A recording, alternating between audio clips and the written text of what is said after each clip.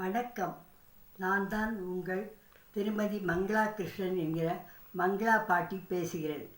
இன்றைக்கி உலக அனைத்திய அன்னையர் தினம். Happy mother's day. நம்முடைய மறைந்த முதலமைச்சர் ஜெயலலிதா அம்மா அவர்கள் கூட ஒரு பாட்டு பாடினார். அந்த பாட்டை இன்றைக்கி அன்னைய தினத்தில் அன்றைக்கி நான் உங்களிடம் ஒரு 4 லைன் பாட்டு பாடி காண்பிக்கலாம் என்று இருக்கிறேன்.